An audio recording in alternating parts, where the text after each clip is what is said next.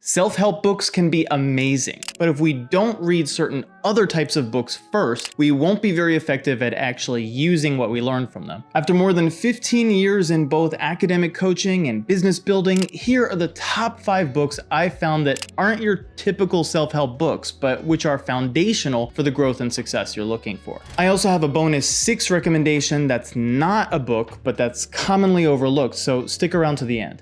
The first book on this list is Limitless by Jim Kwik. So many times we read a personal growth book, a business book, or a book for professional development, but by the end of it, we find ourselves incapable of actually implementing pretty much anything from it. And this is for a very simple reason. We want to learn something new, but we've never been taught how to learn. You might hear this and think this sounds irrelevant, but consider this. Imagine you're in a statistics class, listening to the lecture from the professor, but you're just sitting there, trying to passively soak it all in. However, at the same time, sitting next to you is another student who has a notebook, his textbook open to the chapter being covered, a personalized study plan already set up, a study group established along with professor office hours blocked out on his calendar, and a few specific productivity hacks and healthy habits in place. Who do you think is more likely to get the A? You or that student? Well, to get an A in life, which is why we read self-help books, right? We need to go into our reading with a specific set of beliefs, habits, and strategies already set up. And that's where this book really shines. This book teaches us how to learn. What I love about it is 2 things. One, it's not just a bunch of strategies or hacks, but it's also not just a bunch of theory. There are strategies, hacks, and even brain-boosting food recipes combined in this book in a really hands-on way, with exercises you can start doing right away to improve your learning ability. And 2, it's extraordinarily science-based. There are too many books out there to count that base their advice on personal stories or just imagination. And when it comes to something as important as where and how to focus our brain power to get the maximum results, we need reliable clinical data. I definitely recommend this as a foundational book for you to 10x the results you get from all the other books you want to read. The second book I recommend before getting started with self-help books is Being Logical, A Guide to Good Thinking by D.Q. McInerney. I still get his name wrong. McInerney. You're probably wondering why a book on logic is on this list. Well, that's pretty simple. Along with the important skill of learning how to learn, which Kwik's book Limitless helps us develop, critical thinking is one of the most underrated and underutilized skills nowadays.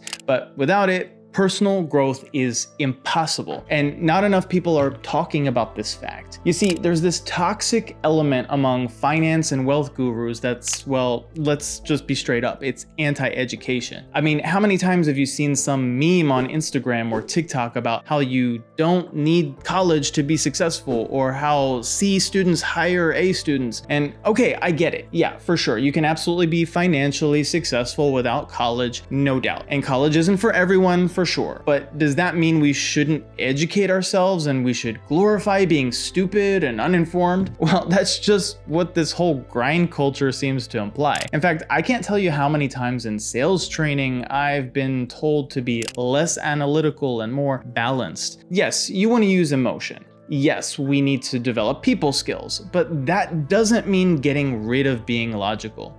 In fact, ignoring logical thinking altogether or not using it properly can lead directly to financial ruin. And here's a simple example to show you how. Let's say you think to yourself, all business ideas that give me a 10% return are good business ideas. This in itself doesn't seem unreasonable. You also tell yourself, all business ideas that can give me a 10% return are worth investing in. Okay, also pretty reasonable. But then you conclude from this, all good business ideas are worth investing in. This conclusion is 100% invalid. It's a logical fallacy called affirming the consequent. And do you see how thinking in this way could cause you to make a lot of bad decisions? Yet this is the kind of thinking a lot of us use every single day. The way McInerney lays out the book, it's pretty easy to read, even if you have no technical background or academic background, and learning this way of thinking is gonna help you so much to spot BS claims in self-help books when you see them and separate the real, useful advice from the junk advice. Definitely a book you want to read before reading self-help books. The third book on this list is Captivate by Vanessa Van Edwards. It's a must-read before reading most self-help books because it gives you a clear framework for how to use the information from them with real people in the real world. This book not only tells us, but also shows us literally everything we need to know in order to get results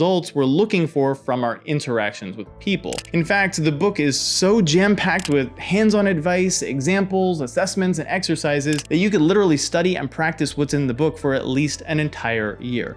It's that comprehensive. Don't know what to say at a networking or social event? Want to learn how to get people to like you more and want to do favors for you? Need keywords and phrases to use to get people to respond to your texts or direct messages? This book's got it. And one thing about the book I love in particular is its use of the Ocean Assessment, or what's called often the Big Five Personality Assessment. Now, we could go down a rabbit hole here about which personality test is most accurate, or even, as some psychologists and philosophers have claimed, about how there might not even be such a thing as personality in the first place. I told you, philosophical rabbit hole. But leaving all that stuff aside, the Ocean Assessment is, along with a lot of the other assessments she offers in the book, a great way to help us understand how different people are communicating. Just because you like compliments doesn't mean other people want them. Just because you prefer to work alone doesn't mean others do. Just because you think someone will like having an extra perk or reward as a thank you doesn't mean the people you're giving them to even care. Understanding how people best receive what forms of communication is a key to lasting success. The fourth book you definitely want to read before self-help books is A Personal MBA by Josh Kaufman, because it gives you the systems and operations to actually apply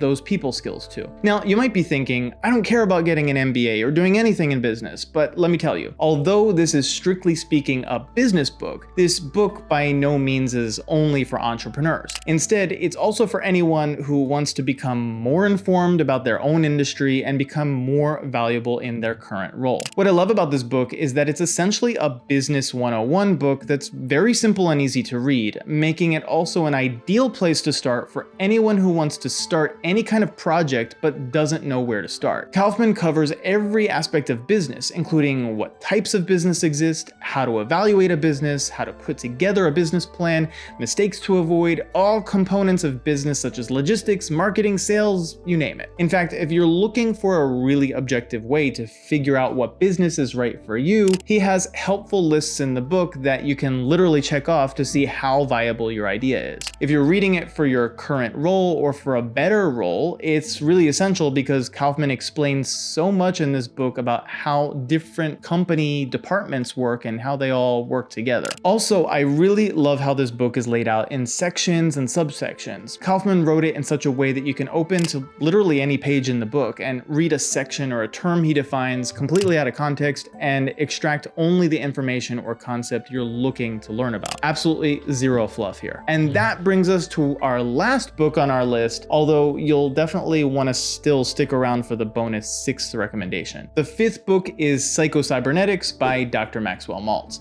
Now, you might be surprised I'm recommending this because it's technically a self-help book. And I told you at the beginning of this video that I was going to recommend books you should read before reading self-help books. But Psycho-Cybernetics isn't just any self-help book, it's a foundational one. In fact, so many of the most popular self-help gurus, from Tony Robbins to Deepak Chopra to Wayne Dyer and so on, got a lot of their own ideas from this book. The author, Dr. Maltz, was originally a plastic surgeon, but eventually got into psychology after witnessing time and time again the incredible results his plastic surgery patients experienced. Some of them went on to have amazing results in life and improve their self-esteem and self-confidence, but others remained miserable, believing themselves to be ugly despite their flawless appearance. Maltz wanted to know why, and interestingly enough, he wrote this book just as what's called the cognitive revolution was happening in the field of psychology. And this book seems to reflect a lot of the new ideas and findings of the time that are still widely accepted today. His core insight here is that our self-image, or literally how we see ourselves in our mind, has an immediate and concrete impact on the results we get in our lives. He confirmed what what scientists such as Albert Bandura would find later through repeated experiments, that we have what's called a self-system that we form ideals and standards around, and which affects what kinds of actions we take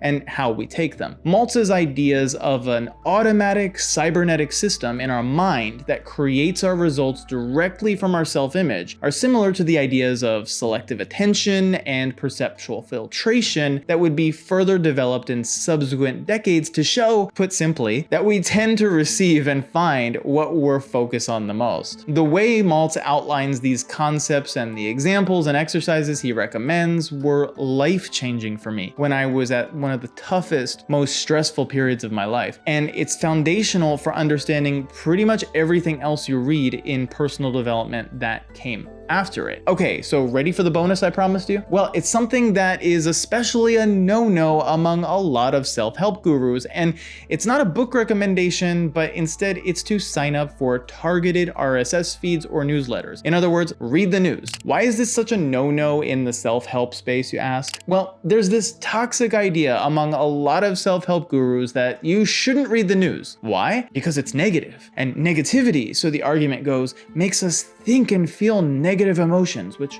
leads to negative results. Basically, we're all little babies who need to be shielded from the big bad world. But especially nowadays, this is a great way to stay ignorant and just get steamrolled by everyone else who is making it a point to become informed daily. New informations and new findings are being developed daily. World events are also happening daily that we all need to stay on top of. Books are static. They don't change based on new findings or new information, and so they can only help us so much. Now, can you get stuck in a spiral of negativity by reading news? Sure you can. But remember, we're in control of what we read. We don't have to respond and react to every pop-up or notification. We can discipline ourselves to control the information we read. That's why I recommend signing up for targeted RSS feeds or newsletters. Something for general world news is usually a good idea, so we're not totally ignorant and disconnected from what's going on around us. 1 or 2 newsletters related to a skill we're looking to develop, and 1 or 2 newsletters related to an industry we're involved in or want to get involved with. Those are great places to start. For example, I have a few feeds related to neuroscience and psychology, some newsletters related to marketing and entrepreneurship, some related to YouTube, obviously, and then a few for news. Diversity of sources is important in this process, again, for maintaining our critical thinking skills. And by the way, if you want a great newsletter to sign up for, be sure to grab my Proud Future guide in the pinned comment below. This guide will take you step by step through the process of defining your purpose and creating an action plan to pursue it. And you'll receive weekly emails from me to help personally guide you through this process. Now it's your turn. Which of these books will you get started with first? And what's your learning goal? I'd love to hear what you're working towards, and if you want to keep leveling up your critical thinking to live a life of impact, then be sure to watch this next video.